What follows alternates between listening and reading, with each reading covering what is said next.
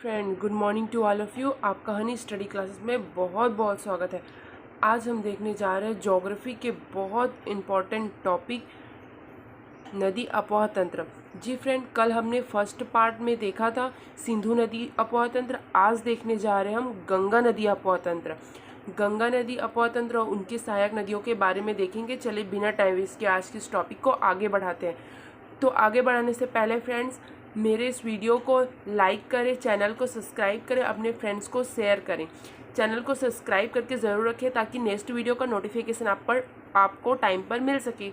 चलिए बिना time waste के आगे बढ़ कि सिंधु समझौता या सिंधु जल समझौता है क्या। पानी का वितरण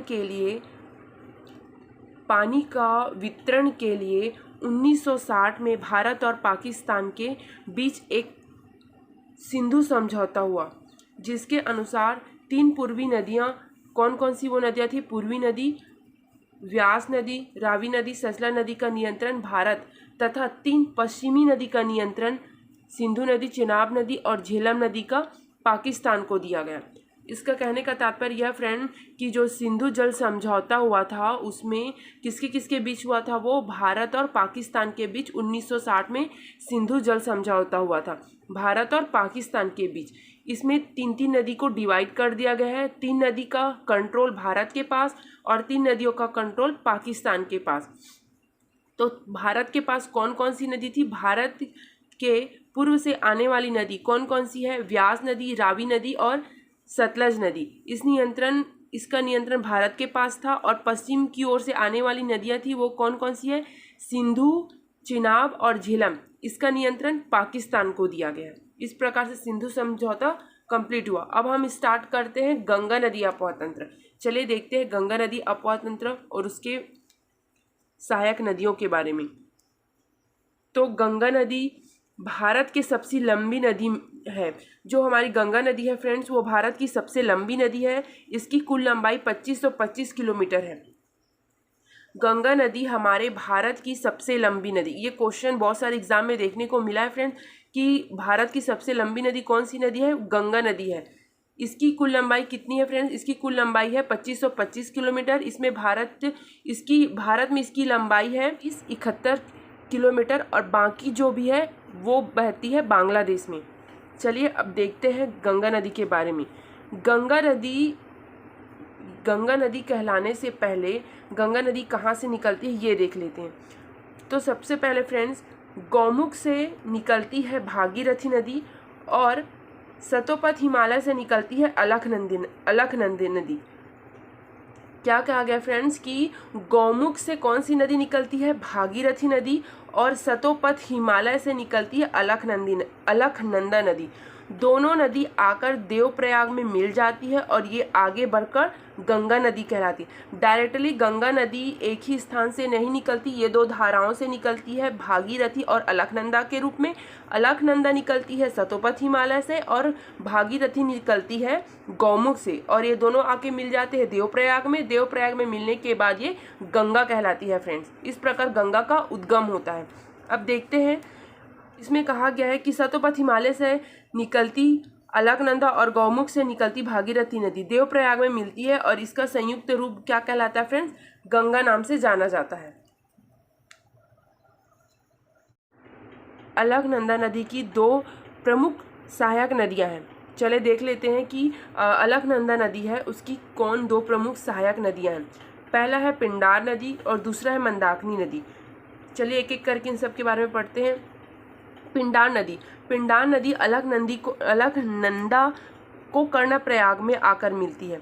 जो पिंडार नदी है वो अलकनंदा को कर्णप्रयाग में मिलती है और मंदाकिनी नदी अलकनंदा को रुद्रप्रयाग में आकर मिलती है।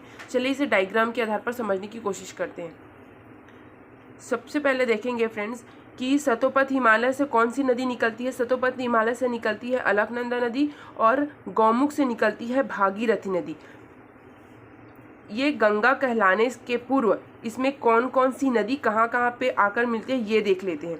तो सबसे पहले अलकनंदा नदी जब सतोपथ हिमालय से निकलती है तो सबसे पहले धौली गंगा अलकनंदा पर कौन सी नदी आकर मिल जाती है फ्रेंड्स? पिंडार नदी। पिंडार नदी जहाँ मिलती है उस स्थान को कर्णप्रयाग कहते हैं।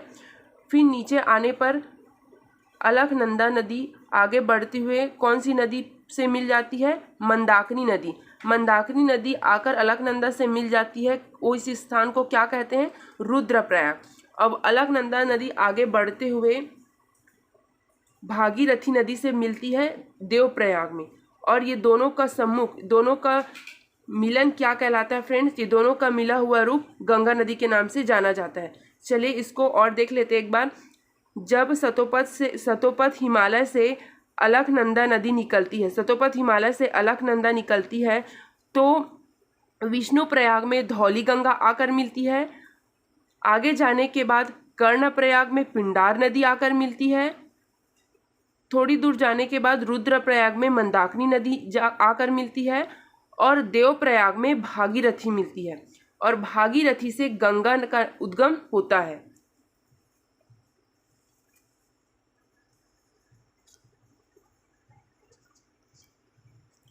इसमें मोस्ट इम्पॉर्टेंट बात कही गई है फ्रेंड्स कि जो प्रसिद्ध केदारनाथ का जो मंदिर है वो मंदाकिनी नदी के तट पर स्थित है, और बद्रीनाथ का मंदिर अलकनंदा के तट पर स्थित है। ये मोस्ट इम्पॉर्टेंट बात है जो आपके एग्जाम में आ सकते हैं।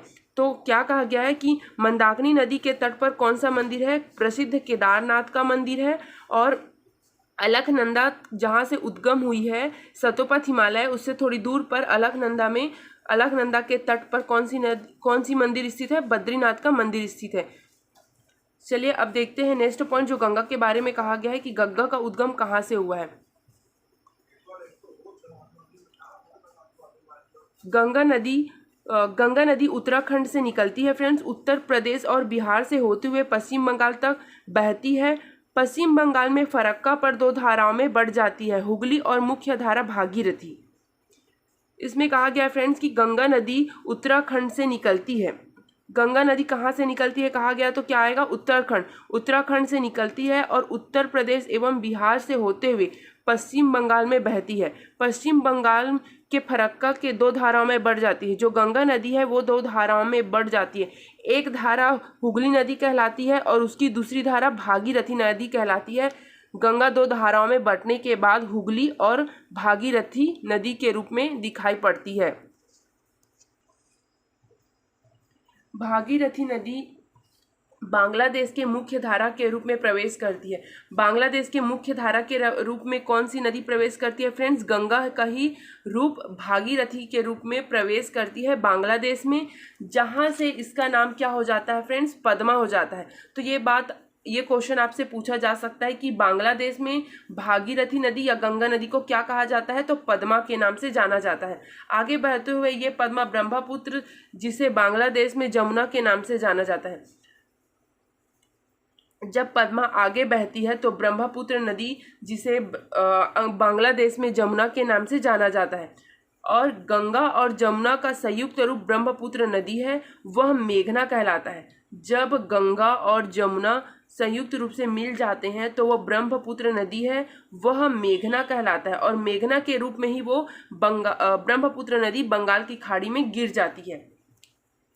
नेक्स्ट पॉइंट है जो गंगा नदी के उनके कौन कौन सी प्रमुख सहायक नदी हैं वो देख लेते हैं। गंगा नदी की कौन कौन सी सहायक नदी है फ्रेंड्स? गंगा नदी की सहायक नदी है कोसी, सोन, गोमती, दामोदर, घाघरा नदी को सरयू नदी भी कहा जाता है फ्रेंड्स, और गंडक, रामगंगा, ये सब किसकी सहायक नदी है? ये सब है गंगा की सहायक नदी।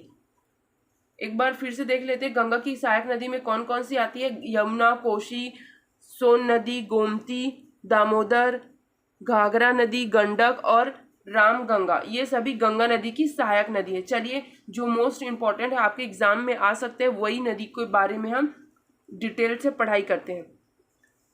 यमुना नदी की मुख्य और सबसे बड़ी सहायक नदी है। जो यमुना नदी है वो मुख्य और सबसे बड़ी सहायक नदी है। किसकी सहायक और सबसे बड़ी सहायक नदी है फ्रेंड्स? गंगा की सबसे प्रमुख सहायक और सबसे बड़ी सहायक नदी वो कौन सी है? यमुना नदी, जो उत्तराखंड के बंदरपुर चोटी पर स्थित है, वहाँ उसका उद्गम स्थल है। यमुना नदी यमुनोत्री हिमानी से निकलती है। जो उत्तराखंड में बंदरपुर चोटी है वहाँ यमुनोत्री हिमानी से यमुना का उद्गम होता है। नेक्स्ट पॉइंट है जो यमुना के बारे में कहा गया है कि ये नदी उत्तराखंड से हरियाणा, दिल्ली, उत्तर प्रदेश में बहते हुए प्रयागराज मतलब फ्रेंड्स इलाहाबाद में गंगा से जाकर मिल जाती है। मतलब ये कहा गया है कि गंगा नदी से यमुना का संगम प्रयागराज में होता है, प्रयागराज इलाहाबाद में। उत्तराखंड से हरियाणा और दिल्ली, उत्तर प्रदेश से होते हुए ये प्रयागराज इलाहाबाद में गंगा से जाकर मिल जाती है। मोस्ट इम्पॉर्टेंट बात फ्रेंड्स, इसे आप याद रखें, यह आपके क्वेश्चन में ज़रूर देखने को मिलेंगे। यमुना नदी का प्राचीनतम नाम कालिंदी नदी है। यमुना नदी को किस नाम से जाना जाता है, ये बहुत सारे क्वेश्चंस आए हुए हैं। यमुना नदी कौन से नाम से जाना जाता है फ्रेंड्स? कालिंदी नदी के नाम से भी जाना जाता है। नेक्स्ट पॉइंट है यमुना की कौन कौन सी प्रमुख सहायक नदी है। जैसे यमुना किसकी सहायक है फ्रेंड्स? यमुना गंगा नदी की सहायक नदी है। और यमुना की भी कितने सहायक नदी हैं? 3 सहायक नदी हैं, 3 प्रमुख सहायक नदियां हैं। कौन कौन से हैं? चंबल, बेतवा और केन। चंबल, बेतवा, केन यमुना की सहायक नदी है और यमुना गंगा की सहायक नदी है। चलिए इन सब के बारे में जो इम्पोर्टेंट पॉइंट है उनको देख लेते हैं। चंबल नदी ये नदी मध्य प्रदेश के इंदौर में महू क्षेत्र से जानापाव पर्वत से निकलती है। उत्तर मध्य भाग में बहते हुए ये नदी राजस्थान से होकर उत्तर प्रदेश के इटावा में यमुना नदी से मिल जाती है। यमुना नदी से कहाँ पर मिलती है फ्रेंड्स? चंबल नदी राजस्थान के इटावा में। परंतु इसका उद्गम कहाँ से होता है? चंबल नदी का उद्गम होता है मध्य प्रदेश में इंदौर है। इंदौर में स्थित एक माहू नामक क्षेत्र है, वहाँ में एक पर्वत है जानापाव पर्वत से निकलती है और यह मध्य भाग में बहते हुए, जो मध्य भाग है उसमें बहते हुए राजस्थान से होकर उत्तर प्रदेश के इटावा नामक स्थान में, उत्तर प्रदेश में स्थित इटावा नामक स्थान में यमुना नदी से मिल जाती है। और चंबल की कुल लंबाई कितनी है फ्रेंड्स? 965 किलोमीटर इसकी कुल लंबाई है।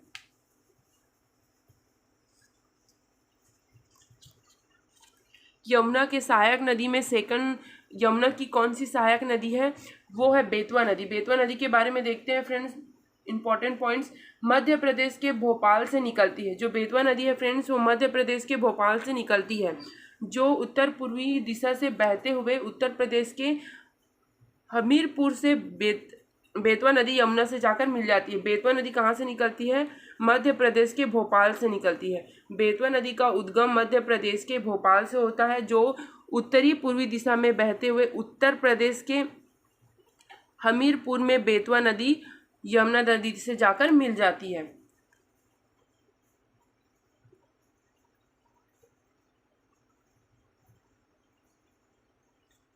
अब देखते हैं फ्रेंड्स, गंगा की प्रमुख सहायक नदी के बाद यमुना के बाद आता है कोसी नदी। कोसी नदी गंगा की सहायक नदी है। ये नदी नेपाल के हिमालय से निकलती है और बिहार में प्रवेश करती है। कोसी नदी का उद्गम कहाँ से होता है फ्रेंड? नेपाल में हिमालय से निकलती है। नेपाल में स्थित हिमालय, वहाँ से इसका उद्गम होता है और भारत में प्रवेश कहाँ से करती है? बिहार से भारत में प्रवेश करती है। कोसी नदी के बारे में नेक्स्ट पॉइंट कहा गया है कि कोसी नदी अपना मार्ग बदलने के कारण चर्चा में रहती है। जो कोसी नदी है फ्रेंड्स वो अपना मार्ग परिवर्तन करने के कारण अपना मार्ग बदलती रहती है, इस कारण से यह चर्चित में रहती है। इस नदी में आने वाले बाढ़ से बिहार में अधिक तबाही देखने को मिलती है।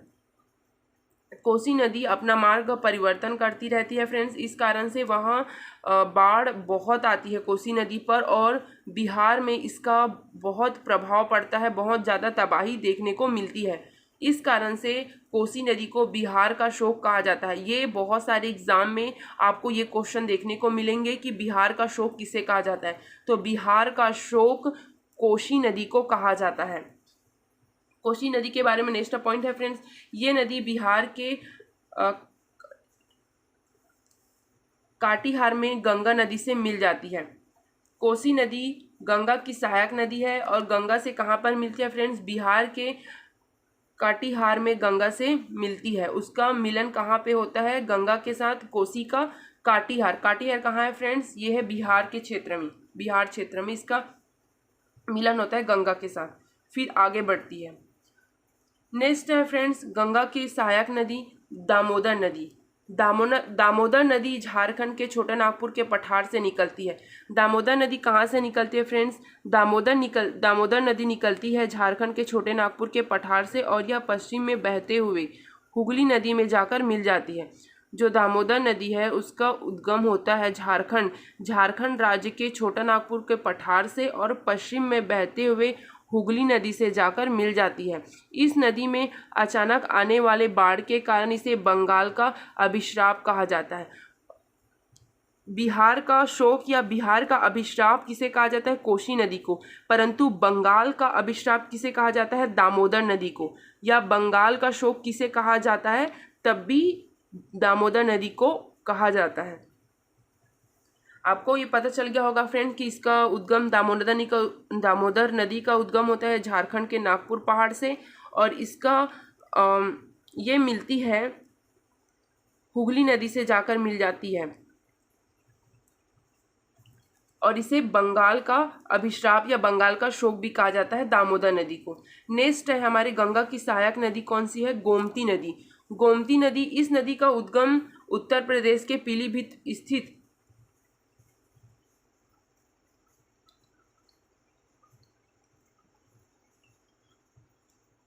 गोमताल से होता है। गोमती नदी का फ्रेंड्स उद्गम होता है उत्तर प्रदेश के पीलीभीत में स्थित गोमताल से होता है, जिसके फुलहार झील भी कहते हैं। इस गोमती नदी का उद्गम उत्तर प्रदेश के पीलीभीत स्थित गोमताल से होता है और इसे फुलहर झील भी कहते हैं। ये गंगा नदी से एकमात्र ऐसी सहायक नदी, ये गंगा नदी की एकमात्र ऐसी सहायक नदी है जो मैदान से निकलती है। गोमती नदी गंगा की मात्र एक ऐसी नदी है जिसका उद्गम कहाँ से होता है? मैदानी इलाकों से इसका उद्गम होता है। किसका? गोमती नदी का। नेक्स्ट है फ्रेंड्स गंगा की सहायक नदी में सोन नदी। सोन नदी मध्य प्रदेश के अमरकंटक नामक स्थान से निकलती है। सोन नदी का उद्गम कहाँ से होता है फ्रेंड्स? सोन नदी का उद्गम मध्य प्रदेश में अमरकंटक नामक स्थान है, वहाँ से सोन नदी निकलती है और उत्तर की ओर बहते हुए यह पटना के निकट गंगा में जाकर मिल जाती है। पटना में गंगा से जाकर मिलती है सोन नदी। सोन नदी कहाँ से निकलती है? मध्य प्रदेश के अमरकंटक से और मिलती कहाँ पे है? गंगा से कहाँ मिलती है? पटना में गंगा से मिल जाती है। इसके अलावा फ्रेंड्स गंगा की और भी सहायक नदी हैं, वो कौन कौन से हैं देखते हैं। वो जैसे है घाघरा नदी, सरयू नदी, ये सब नदी, गंडक नदी, घाघरा, सरयू और गंडक नदी, ये सब भी गंगा के सहायक नदी हैं और ये बाएं तट की ओर से आकर मिलती है गंगा से। बाएं तट से आकर गंगा से मिल जाती है।